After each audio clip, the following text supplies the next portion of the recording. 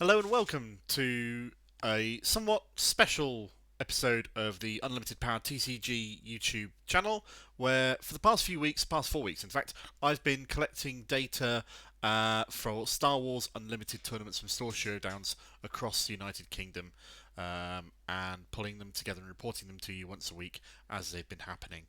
But now the UK Games Expo is just around the corner. It's 3 or 4 days away as of time of filming. It's going to be 328 player events, one on the Friday, one on the Saturday, one on the Sunday. The Friday and the Saturday events will be, I think, 7 rounds, best of one, Swiss knockout, 25 minutes around. No, not knockout. Why did I say knockout? No, not knockout at all. Just Swiss.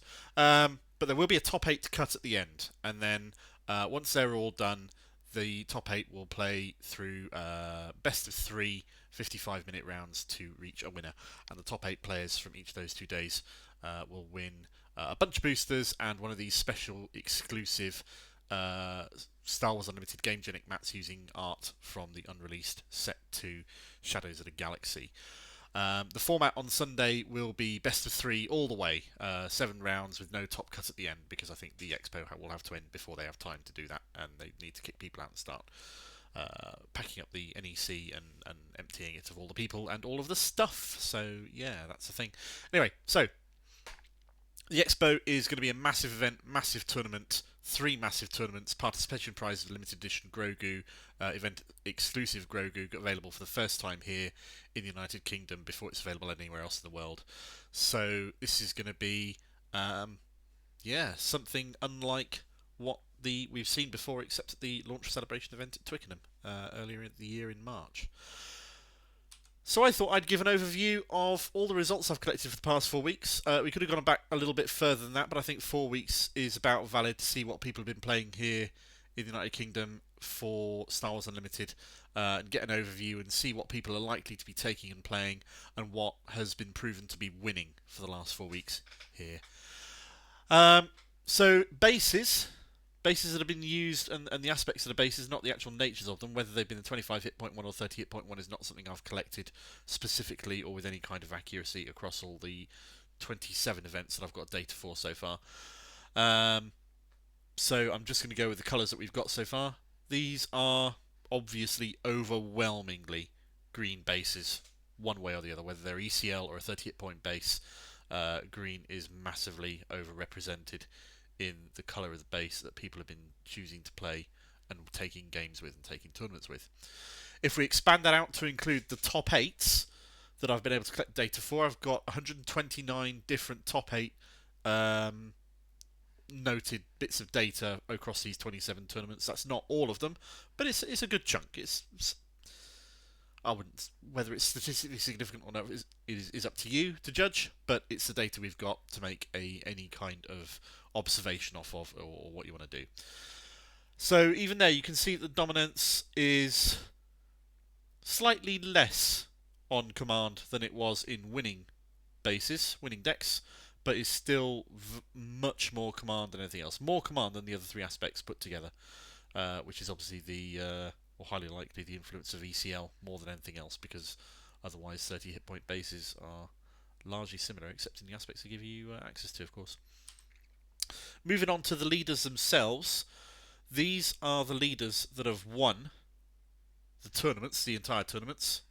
So you can see what is likely to be performing well, whether that affects what decks you want to take, or the decks that you're testing and training against, of course. Take it as you wish.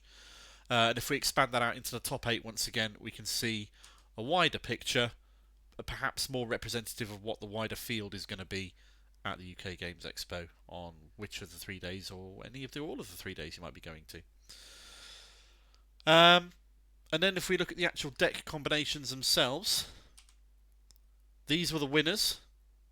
I think I managed to gather 24 winners out of the 27 tournaments that took place. So obviously Han Command and Boba Command are massively numerically ahead all of the other deck compositions there. But there's also a nice fairly broad spread. Whether that's the actual quality of the deck or more representative of the local meta that they've been playing in? Again, that's not something we can tell with any kind of certainty, but I'd say the local metas where the store showdown has been taking place are highly likely to have an effect on these results that you're seeing here. And expanding these out to see probably the most interesting piece of data, which is the breakdown of decks you're likely to be having to play against, or there's a good chance you'll be having to play against at the UK Expo in one of these prestigious tournaments, is as follows. So there you go. Fully 20% of the decks that have achieved top 8 that we've got data for from 27 store showdown events in the UK over the last 4 weeks have been Boba Command. Another 10% of them have been Han Command, and then it all goes on down from there. So there's a massive spread. I think about the only leader that I can't see in there is IG88. I think every other leader is represented in there. Even Hera's in there once. So yeah, interesting to see.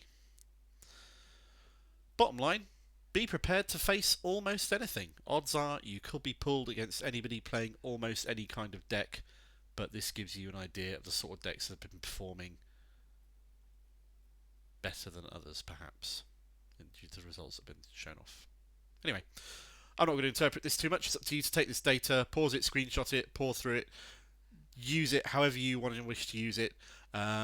Once the UK Games Expo is passed, the majority of the store showdowns for Set 1 in the UK will be gone. There'll be a few more keeping coming, but I'll report on what I can on the data that I get over the rest of the next few weeks.